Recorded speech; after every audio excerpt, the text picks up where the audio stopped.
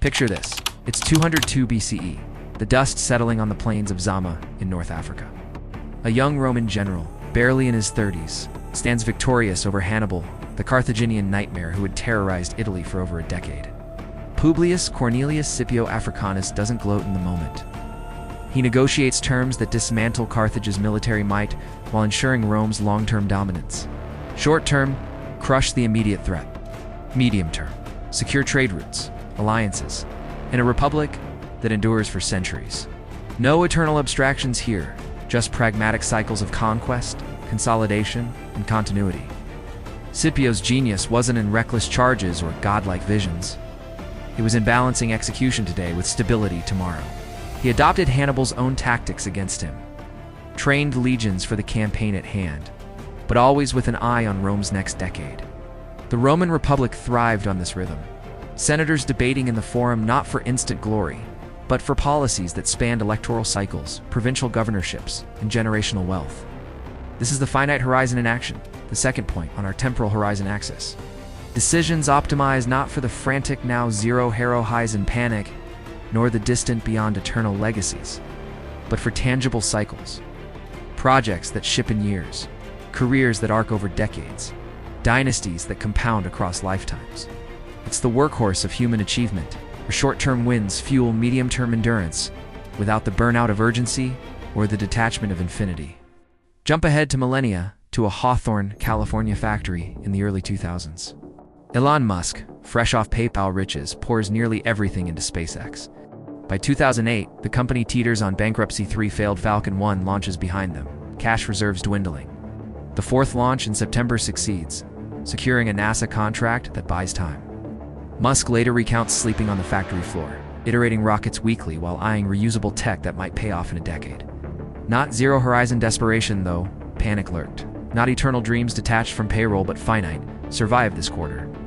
Nail this milestone, build toward orbital economies in 10 to 20 years. SpaceX's pivots exemplify finite thinking, rapid prototyping for near-term tests, but always chained to multi-year roadmaps. When Starship prototypes exploded in 2020 to 2021, the team didn't abandon the vision, they iterated faster, learning for the next cycle. This horizon sustains innovation, enough urgency to execute, enough extension to compound. Contrast that with the dot-com frenzy of the late 1990s. NASDAQ soared from 1,000 in 1995 to over 5,000 by March 2000, fueled by startups burning cash for eyeballs and instant IPO pops.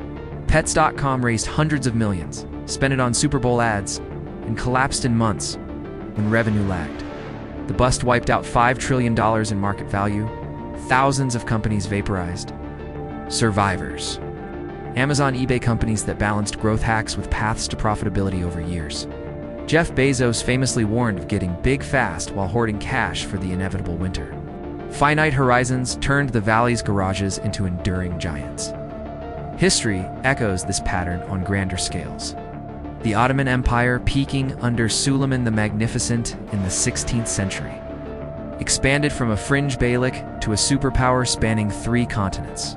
Suleiman, lawgiver, conqueror, formed taxes for sustained revenue, built infrastructure for trade cycles, and codified laws that outlasted campaigns. Conquests were swift, but consolidations deliberate, integrating diverse peoples over decades. It's not demanding eternal loyalty overnight. Behavioral economics backs this up. Richard Thaler's mental accounting shows how we bucket resources into time-bound pots, vacation funds, retirement savings enabling finite planning over impulsive spending. Hyperbolic discounting explains why immediate rewards tempt, but finite thinkers bridge the gap with commitments that lock in future gains. Most functional systems, families, companies, nations, operate here. It's where resilience lives, adaptable to shocks without collapsing into zero-horizon chaos. Grounded enough to execute without floating into eternal irrelevance. Startups explode in hype cycles. Finite ones endure busts. Empires overextend in glory. Finite ones consolidate gains. As we push onward in this book, finite horizons will emerge as the bridge, the engine turning raw survival into structured progress. It's not sexy like zero-hour heroics or profound like eternal quests, but it's the quiet force behind everyday empires. From Scipio's legions to Musk's rockets, it's how humanity builds worlds that last long enough to matter. Next, we'll climb higher, 2 horizons that echo beyond lifetimes, where where legacies compound into civilization itself.